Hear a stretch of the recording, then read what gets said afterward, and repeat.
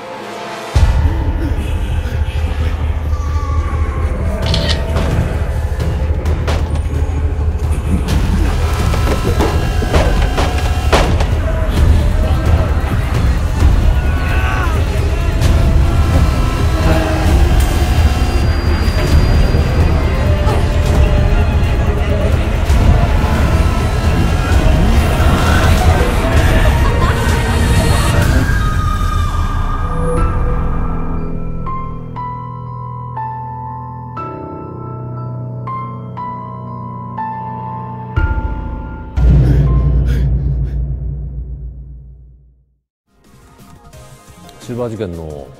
オリジナルのディレクターをやっていた須田剛一です。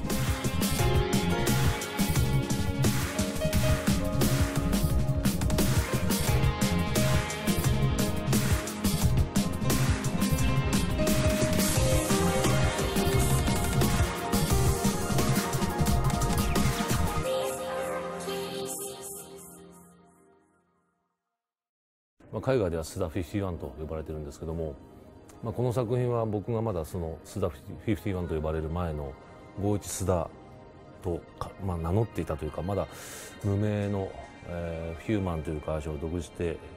最初のグラスホッパー立ち上げて最初のゲームになります。1999年に発売して PS1 なんですけども、この時は日本語版しか発売されてなくて、その後もいろんな形でリメイクもしくはリマスターとか、普通のベタ移植とかいろいろ考えたんですけども、なかなか実現することができなくて、ようやく17年ぶりに、今回英語化も含めたシルバー事件 HD リマスターという形で発売することになりました。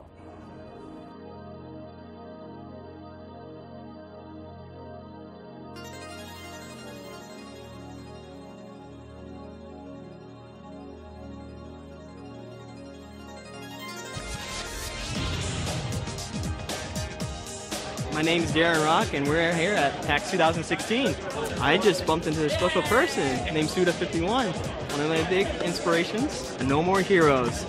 I couldn't even put down the control. I at least played maybe 5 or 6 hours straight. I was just blown away by everything in general, like the art, the music, the soundtrack. There's not really anything that makes a Suda51 game a Suda51 game, because to go into it with expectations is already kind of limiting yourself to what this guy is capable of. It's a roll of a completely new set of dice every time. Dada Grindhouse. Like, it is so against your traditional expectations of, okay, this is what a video game is. This heavily metaphorical, allegorical story mixed with like these really like, oh man, also wrestlers are here because that's cool. Killer 7 was my start. And then back in college when that came out, I would call over people. I'm like, you have to see this. You're gonna think I'm crazy, but this is awesome and you're not gonna see anything like it. There's always these unforgettable moments from them, and those stick with you. That's probably the thing I like the most about it is how bravely odd it can be. Everybody's default is usually just make it real. Just make it as real as possible. And he's like, I'm gonna start out real, and then I'm gonna tint everything with a magenta gradient that goes from right to left. Oh, and I'll also outline everybody. And when the blood happens, it might be yellow sometimes. He has this very unique style that stands out alone, and it's very unapologetic. But there's something about Suda51 and the way he captures and maintains the humanity of his subjects and his characters, even in that dark and difficult world, that is hugely unique and compelling to him as an author and to me as a developer influentially as well. 当時オールドスクールのテキストアドベンチャーっていうのが日本ですごくたくさん出てて、すごく人気もあったジャンルなんですけども、そのスタイルでいくのではなくて、もう少し新しいスタイルでやりたいなと思って、だけど何かアドベンチャーゲームの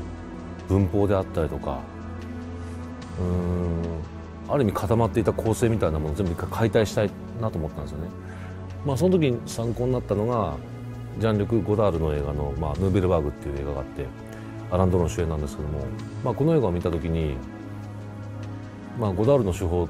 あの人ってさまざまな映像の挑戦をしていて、あるシーンで、男女がちょっと引きの絵で語っているんですけども、まずこの2人のダイアログがあって、だけどそこにモノローグが入ってくるんですよ。2人のその喋ってるのとは別の心境みたいなのが別に入ってきて、またさらに今度一回絵がタイポグラフィーになって別の言葉が出てきて、で少しナレーションみたいなのも入ったりとかして、一つのシーンでものすごい5層ぐらいの情報が入ってくるんですよ。これは何なんだ。でもそのシーンが僕すごく好きで、どんな内容だったかさっぱり覚えてないんですけども、なんかこういうものをやりたいなと思ったんですね。でシルバー事件はもともとクライムサスペンス、犯罪者を描こうと思っていて、だけど犯罪っていうのはまずは起きた事件っていうのはすごく表面的なものでしかない。だけどこの真相っていうのはどうやって解明するのかっていう時に、刑事たちの物語だけじゃなく裏側のジャーナリストのストーリーだったりとか、だけど全くそうではないものを今度スクリーンの別の情報として流したりとか、そういうことをいろいろ映像表現であったりとかテキスト表現みたいなものを駆使して、やろうと思ったのはやっぱりゴダールからの影響ですかね。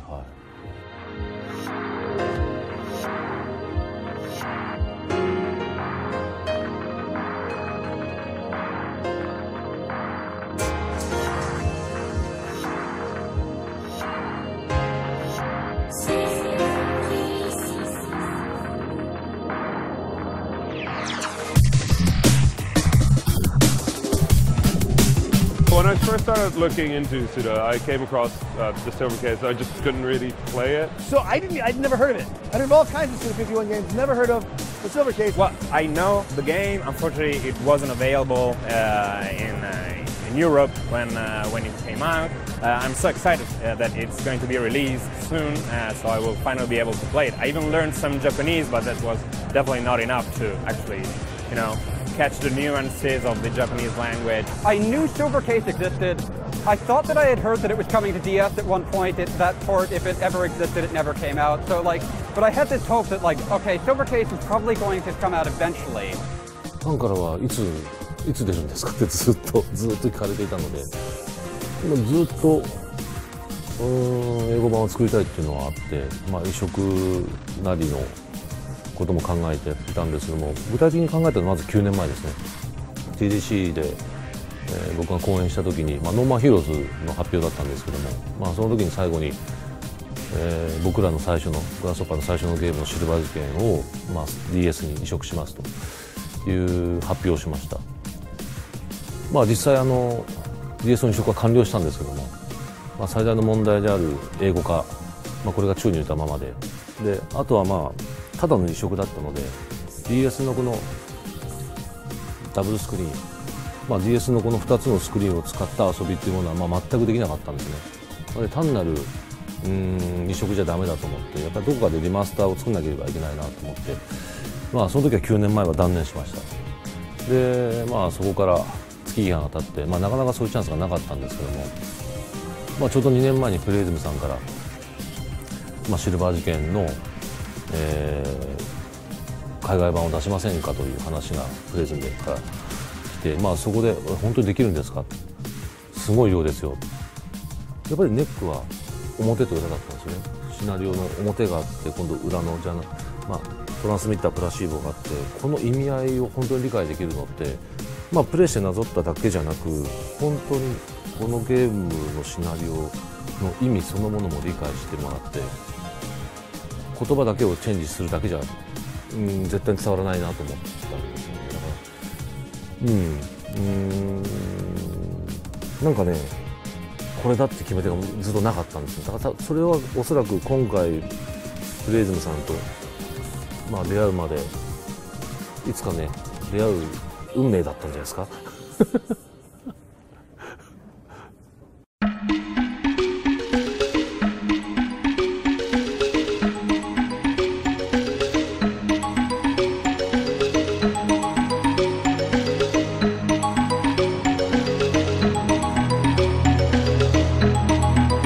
I think especially in games, it's a shame that so much of our old media, our history is being lost to time. Unlike a lot of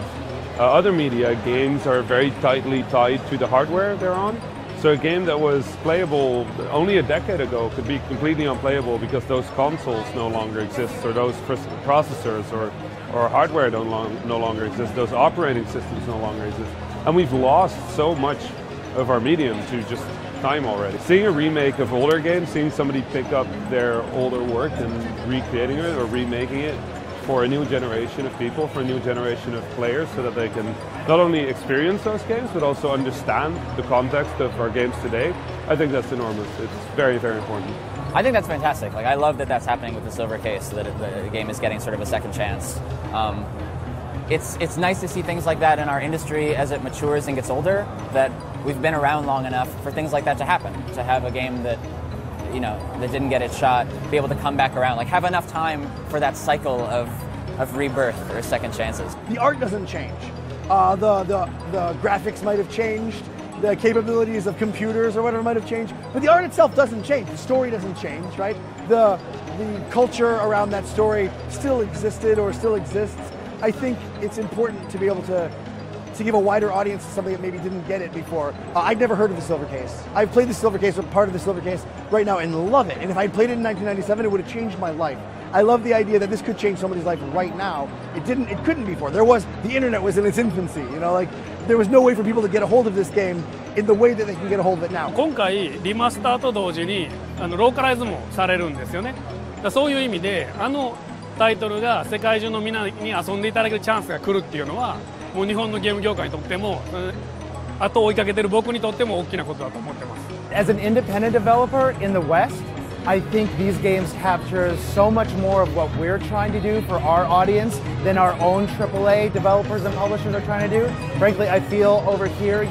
our AAA storytelling is repetitive and dry, and we do the same things over and over again. And I think there's so much to be gained to remaking some of these stories and remaking some of these games and showing people that a lot of the things they think they're doing originally now are coming from an entirely different place. We're actually retreading ground that was cut long ago by so many of these developers in Japan, and Suda51 is a huge example of that.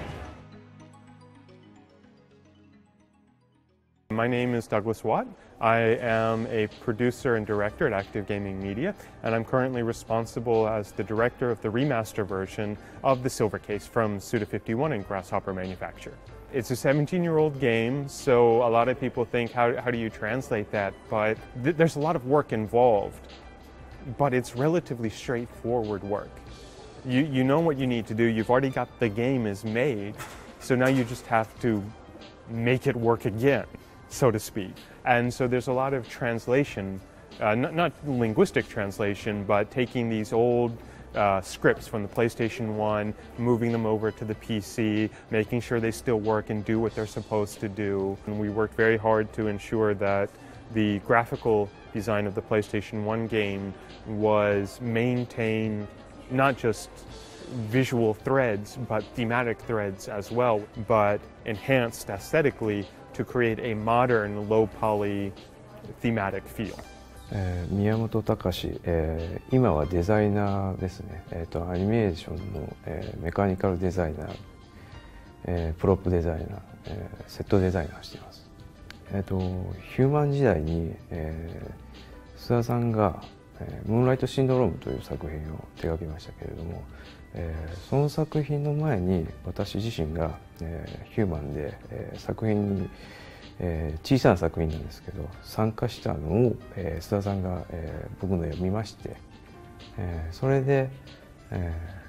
この絵がいいということでムーンライトシンドロームのキャラクターデザインを頼まれて、その時はフリーで契約したんですけれども、その後須田さんが、ムーンライトシンドロームを手掛けた後、ヒューマンを辞めまして、で独自のグラスホッパーマニュファクチャーを設立したと同時に、一緒に、来てくださいということでシルバー事件を手掛けることになります。正直言って気恥ずかしいですね。だから直したい気持ちはあるんですけど、今の絵柄とは違うのでやや変わっちゃってるので、それはもう無理ですって。で SNS、Twitter で恥ずかしいっていうようなことをつぶやいたことがあったんです。ですがファンの方からあの当時の絵で私は好きになったんだからって言われるんです。でも諭されてそうですねって失礼しましたっていう感じで答えましたけど、ハードだったりとか時代だったりとかスペックだったりとかそこに合わせていかないとやはりなんだかんだ言って PS1 の時代なんですよね。その時の解像度のものを今の人たちに遊んでもらっても本当の良さって伝わらなくて、多分プレイヤーの人たちの目の基準というものがすでに高解像度に慣れてるんですよね。だからそこに対して高解像度で用意されているものは忠実に出したいし、で全くクオリティが足らないものがあるんであればそこに少し合わせたいしっていうところで、やっぱりその同時代性みたいなものはすごく意識します。We originally submitted some graphics that were much higher poly, much higher texture quality than is actually in the Silver Case HD that will be released and that's already available for demo on Steam, and it was rejected. Too beautiful, too nice, not enough Silver Case. And so we went back through, we took out some polys, we reduced some texture quality, we changed the lighting to be more surreal aesthetic that's real-like but not real. 僕今の時代で PS1 のポリゴンってある種芸術だと思ってるんですよね。PS1、64のポリゴンも僕好きなんですけども、ジャギ感っていうんですかね、ジャギアート、このジャギアート感をうまく出したいなと思って、やっぱりこうジャギらしたいなっていう、よりジャギーな感じにしたいなと思ってます。そこ苦労して頑張りました。そこ。For the English-speaking fans, the whole game is new, and it's going to be possible to turn off a lot of the visual changes that we made, so you can play the game very much like it was on the PlayStation 1. But I think the most visually interesting change that we made was to the menu system. The original game was very bare-bones menu systems, and since we added in the English language to the game, now we had to have a way to switch between languages. We had to add in a way to switch between the original graphics and the HD graphics and other such functionality. Since it's now a more powerful 3D game for PCs, in order to support a wide variety of PCs, we added some limited graphic settings as well. And so in order to incorporate all of that, we had to create new menu systems. and we created a brand new visual language for the menu systems. For players that have already experienced the Silver Case before, I think that'll be the most interesting change that they'll see. もちろん遊びますし、グラフィックが程よくハイグレードになっている感じがすごく楽しみですね。はい。すごく嬉しかったです。すごく嬉しかったです。プレステとあとあれですかね、ダウンロードするやつも一応持ってるんですけども、今回すごく映像が綺麗になってるのに感動して、もうこれは友達にも宣伝しようと思って、今日はすごくこれが楽しみでゲームショーに来ました。いや、もういろんなインターフェースが新しくなったりとか、いろんなものが綺麗になってたり、なんか本当に新しいシルバー事件で、でも過去のことも大事にしてあって、もうすごい完璧な HD 化なのかなだと思います。本当にプレステの時よりもやっぱり画面が綺麗になってて、何が起こってるのかっていうのがすごい見やすくなっていたりだとか、その点がすごく良かったです。The thing that makes me most excited about getting all of this work out in front and into the hands of players is their response. It's a game that they've been requesting for 17 years. As long as I make one person happy, then I feel like I've done my job, and that's all I'm trying to do. And I think with Silver Case, we've got something that'll make not one person happy, but a large number of people happy because it's a really great experience. 楽しみですね。なんか発売前のドキドキとかこう怖さとかというよりかはなんていうのかな、まあ、いろんな感情というよりかは、ようやくその1999年の時の僕の作品を今の僕自身がプロデュースして彼のディレクター作品を世界に届けるっていうことがようやくできて、まずほっとしてます。ほっとしてるのかな。ほっとしてるのと、でも発売した後に多分ね、全世界の人たちが遊んでくれていろんなフィードバックが来て、面白い面白くない、高い安い、やっぱセールまでもあといろんなのが多分あると思うんですけども、そういうことを世界の中のゲーマーの人たちが思ってくれること自体がすごく楽しみですね。全てをやっぱり受け止めたいし、ストレートな何か反応みたいなものを過去の自分に送ってあげたいっていう、今そんな心境ですね。